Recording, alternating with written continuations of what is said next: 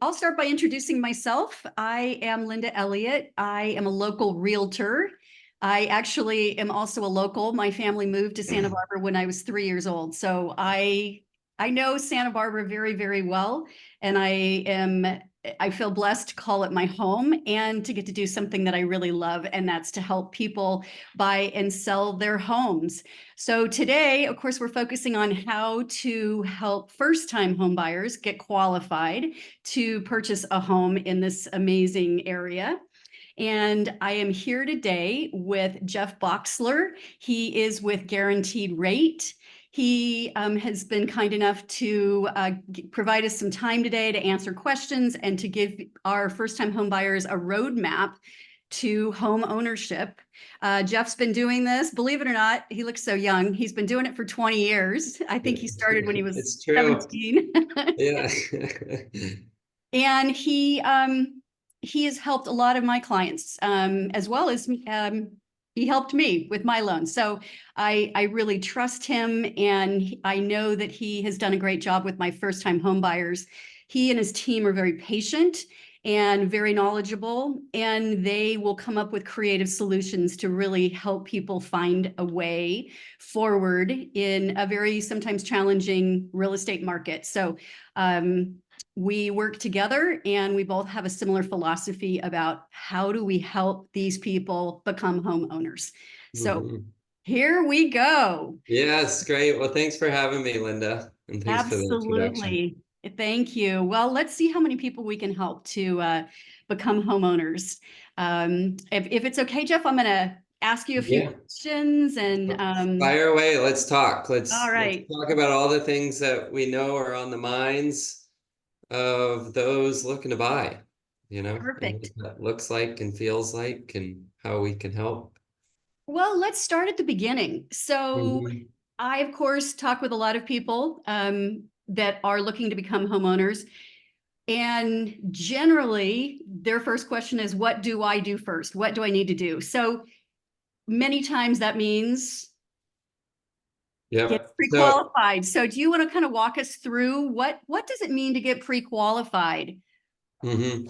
Yeah, and why Linda encourages this so strongly and why I do as well is because the grand majority of people, without going through the loan application process and talking to a home lender, are left to the internet trying to figure it out themselves. What can I afford based on what I'm reading online?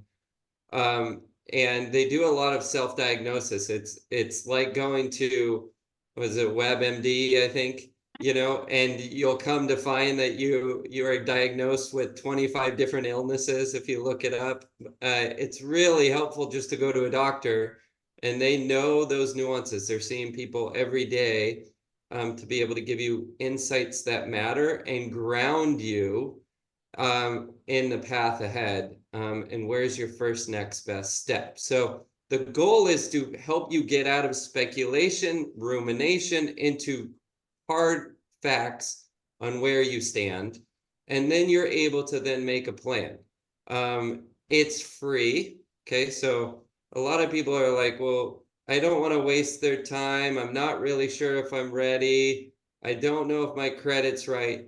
We'll all get stuck in this reason why I shouldn't, reason why I'm not ready, etc. And I think we could all agree, right, Linda, that once you even start thinking, and maybe I'm jumping ahead on things, but No, once you even absolutely. start thinking that a home ownership experience for you is what you want in your life. It doesn't matter if you think it's 10 years from now, 2 years from now, 3 months from now.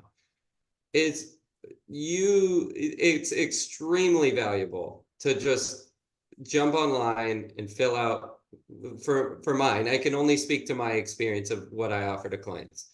It's 20 minutes. It does a soft credit pull, so it doesn't ting your credit score. It's free. And then you get valuable feedback from me about your situation and what you actually could afford today. And it may be way more than you realize, and it may be less than you hope to hear. But either way, it's grounded in reality. And it allows us to then go talk to Lynda and go, okay, Lynda, here's our price range. What are we seeing in that price range? Does it fit? Does it not? Okay. Do we like that or do we not? Okay. We don't like it. Well, then what are the changes we need to make to get to where we want to be? And again, some of these changes might take weeks, months, years of planning, and other might be, wait, you're more ready than you realize. And and this is, again, it's such a big purchase that the sooner you can start thinking about it, the better. I think it's like though we see this all the time, right, Lynda, is my landlord decided they want to sell. My landlord's awful. My landlord's decided to increase the rents. My landlord, and now all of a sudden you're stuck with a very short window of time to try to figure out your next housing. And that's not, I mean, we help people through that. We navigate it very well, but if we're all coming to this, conversation today, and we could wave our magic wand and everyone would be, everyone would do best practices, I think we'd say, oh, Lynda, right? Like, plan ahead. Right. So with that expectation that at some point things could change. Go ahead. I encourage people to reach out early, even if they think it's further out, because if there are changes that need to be made, like credit scores need to be improved, or credit needs to be established, or the expectation of what they want to buy doesn't match with what they can afford, then you're able to provide them a roadmap of how to get there. What do they need to save in terms of a down payment? Or do they need to talk to a family member about maybe participating to help with them in that process? It gives us so much more information to really help them at whatever stage they're at. We meet people where they're at, and I think them knowing they drive the timeline, right? We're not going to push them into something they're not ready to do. But as a realtor, there's nothing more frustrating than having buyers that are really, they've fallen in love with a property and they're not pre-qualified. And then they can't get pre-qualified in time. And somebody else comes in and makes an offer on the property that was possibly their dream property. So I'm not doing a service to my clients if I don't get them prepared.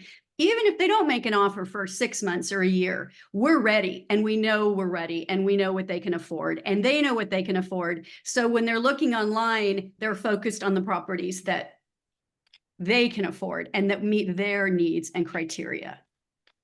Yeah, it's so important, because it really, don't use your dream home property, if you can help it, as your impetus to then reach out. To get ready. Exactly. Yeah, the more you can build a relationship with Lynda, the more she gets to know you and know those nuances of what you care about and what you don't, that over time she becomes more efficient use of, like, you're building a team.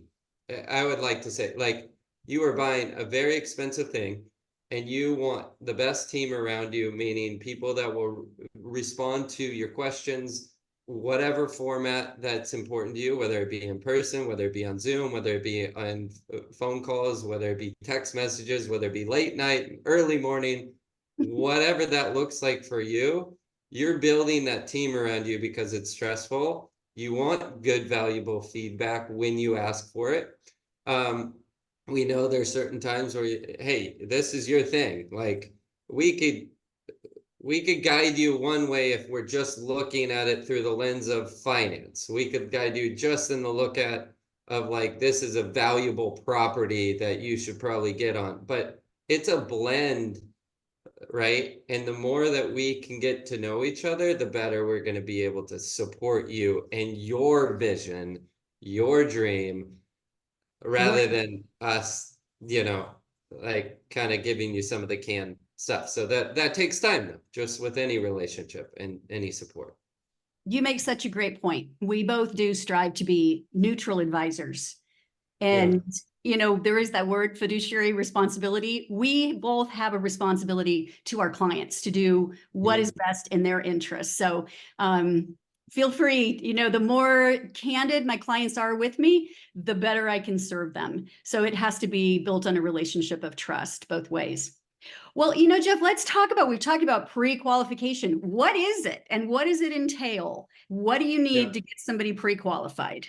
Okay, great. And let's talk about, there's kind of 3 categories under pre-qualification too. So I'm going to talk about, first of all, what they are, and then what that experience looks like. So pre-qualification, as I talk about it. So pre-qualification is you fill out the application, takes you 20 minutes, name, address, what your income source is, what your assets are. It runs the soft credit pull. And then it, based on an automated system, how you filled out things, it says whether you're likely fit guidelines or not. Okay, so traditionally it's Fannie Mae or Freddie Mac. You could run it through their automated underwriting system based on how you fill that out. And then it says you're pre-qualified. Okay, you can get that in a matter of minutes. Okay, a pre-approval is the next kind of layer, if you want, next step up of qualification. And most realtors nowadays are going to want you pre-approved, which that means is we're going to take the next step. You've done everything through the system, and now the Jeffs of the world, the loan officers, right, are going to look at your file and go, okay, great, you work for X tech company. We're going to need your W-2s. Oh, you have restricted stock units. We're going to need to see those. Oh, we need your pay stubs. So we're going to get all the layers of your income required for the loan that we're looking to get for you. Okay, so income documentation is going to get uploaded into our system in a secure portal. We're going to then get assets. So let's see what your checking and savings account are. What's your retirement account, etc. So we're going to see those, and we're going to validate the numbers that you put in the application. We're going to update them based on how our underwriter is going to look at this stuff, based on that loan product that we're looking for you. We're going to look at your credit history, both your credit score and how you've done in paying things back. Because the big thing with lending, we're giving you a loan. We want to know how those loans you took out in the past, meaning you took out debt on a credit card, did you pay it back in time? Did you take a car loan? Did you pay it back on time? Are you someone that's proven to find ways in your life to be consistent with those payments back? Because that's ultimately what we're giving you, and we're giving you something that's a way bigger loan likely than, assuming you're a first-time home buyer, than you've taken out in the past. So that's why credit history matters, and building some sort of credit history can be really helpful. Traditional conforming loans, which aren't as common in Santa Barbara, but they're very common across the country, and definitely when you're buying condos, your credit history doesn't need to be that deep. It doesn't need to be that strong. But on-time payments matter, because your a lower credit score is going to impact your interest rates. So that would be the 3 main things that we're looking at. And let's say all of it fits. I get those loan documents from you, meaning your income, assets, look at your credit, etc.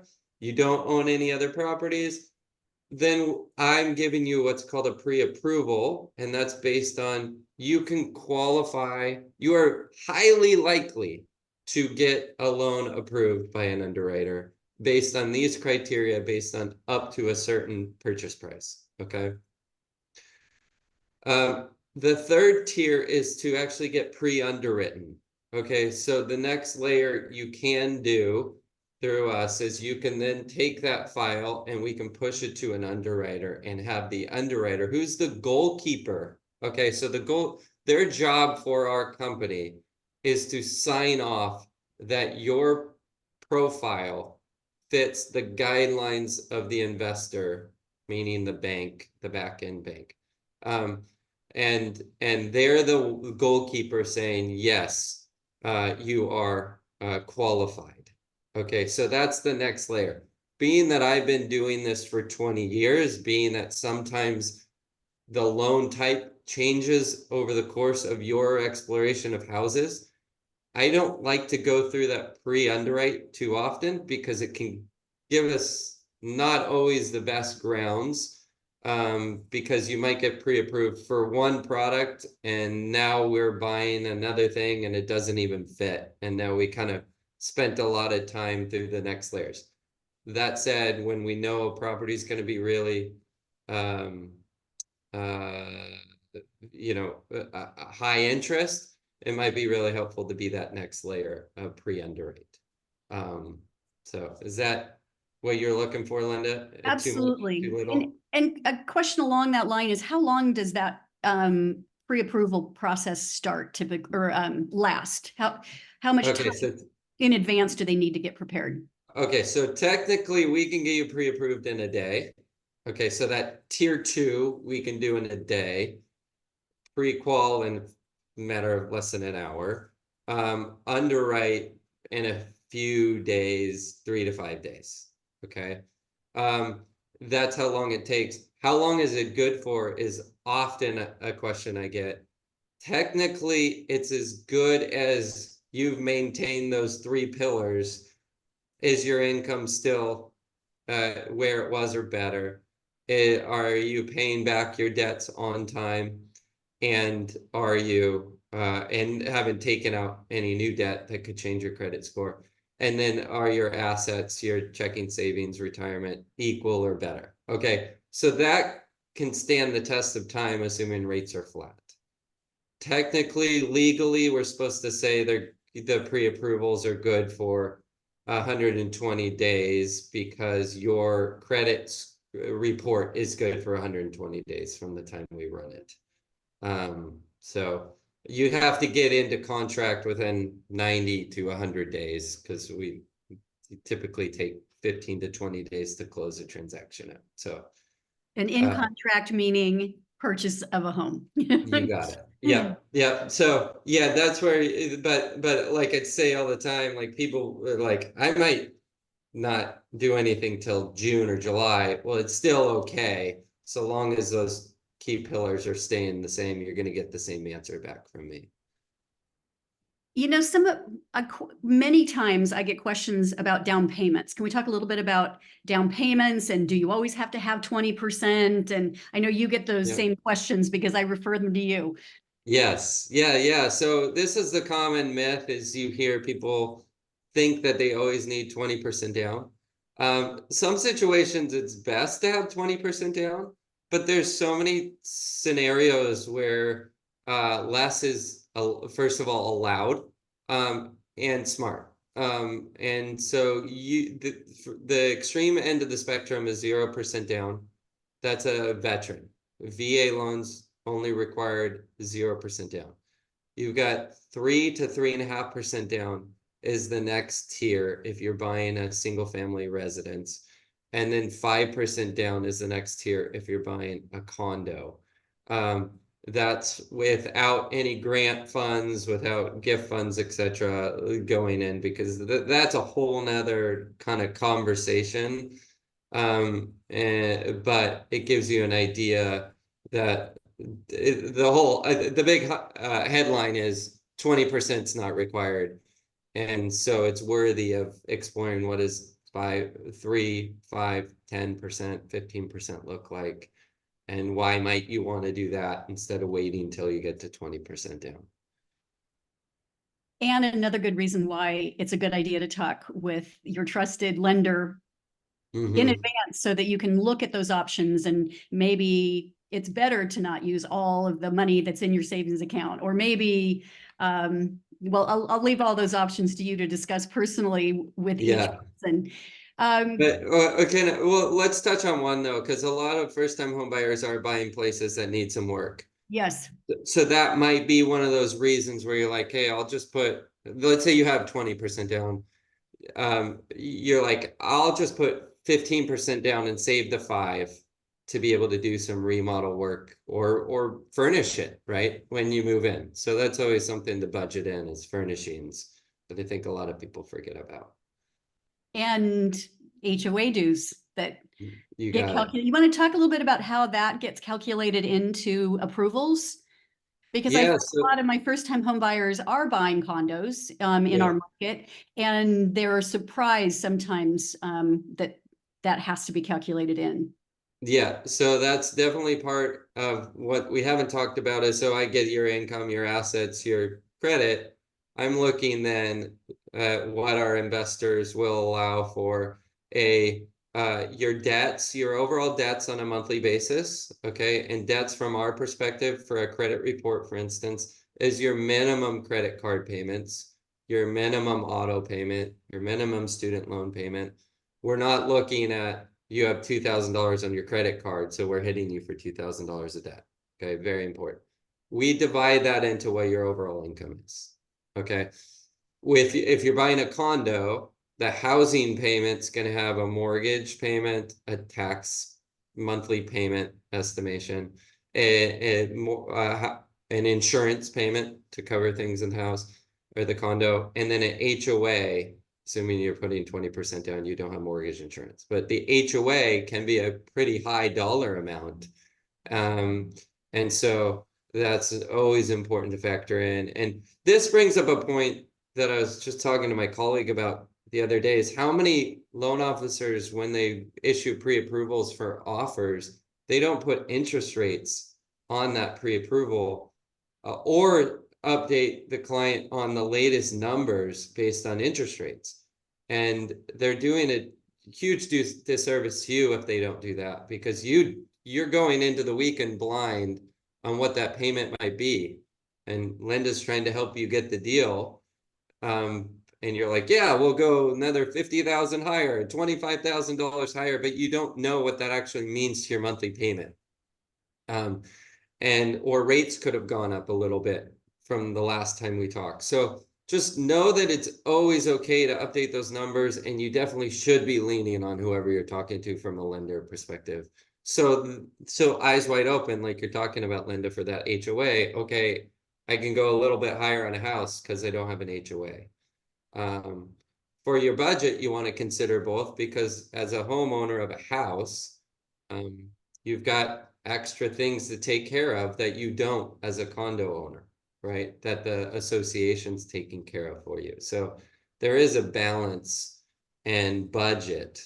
But yeah, it's a required payment, whereas on the house, you might have more flexibility and more surprise on when you pay those things. And also a surprise kind of question that comes up is reserves. When the lender starts talking about reserves that are needed, once people have pulled together that down payment, they haven't sometimes calculated that in. Do you want to talk a little bit about reserves? Yeah, so conforming loan amounts typically require either 0 months of reserves or 2. What reserves, how they're calculated is your housing payment, whatever it's going to be. So you'll get a number from me of like, hey, you want to buy a $600,000 condo. This is what the total housing with the mortgage, taxes, insurance, and HOA are going to be.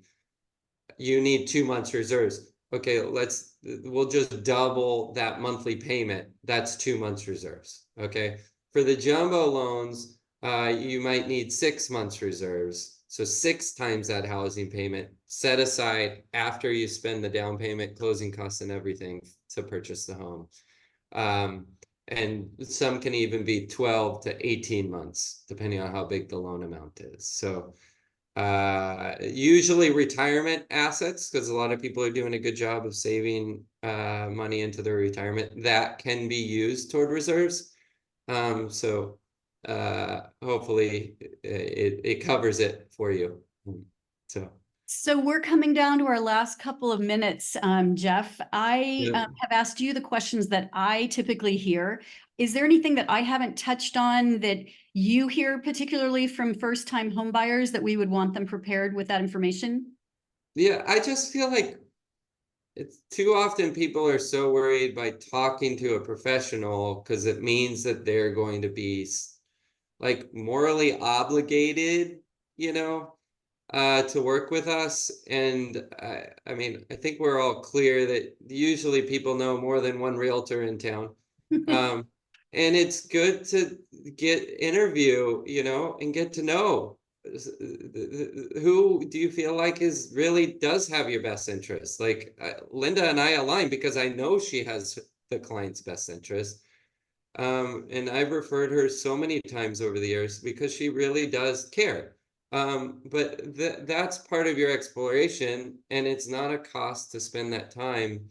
So definitely do yourself a service of like and attending these sorts of things too. So I would say that is one thing that I feel like people hold themselves back, and then it's because they found the dream home, they have to make that decision. And so find someone that works for you and whoever you're buying with. Get your parents involved if parents are part of the discussion, and use my numbers to talk with them. I find that parents ante up a little bit more on gift funds once they see that you're being responsible and that you've already done like the important research and work to find out what you can qualify for. I find that's very beneficial to talking to parents or grandparents or aunts, uncles. So That's a great point. You're right. Definitely interview professionals. Find the person that's the right fit, and that you feel will meet your expectations and have your best interests always. And be available. That's the other thing, that we both work full time in our careers. This isn't a part-time gig, so that makes a big difference. I so appreciate your time today, Jeff. I hope this was helpful for our first-time home buyers. I would love to get as many of our home buyers into their homes in 2024. We do see rates coming down. We do see inventory coming on the market. Those are good signs of the year ahead. So hopefully this will encourage people to reach out to you, get pre-qualified, get pre-approved, and then we can go look at properties. Yeah, and those on this call, every scenario is unique to you. So reach out to each of us individually, because a lot of the questions that we find are more private, and we'd be happy to answer those. And I know it's such a short period of time to kind of go through this. But we're ready and willing to open up our calendar for as much time as you need. So don't feel bad about following up after this. Absolutely. Let us get you prepared. Yeah. Well, thanks for having me, Lynda. It was my pleasure as always, Jeff. Thanks for taking good care of my clients, and let's kick off this year. Sounds good. Take care, all. Thanks for joining.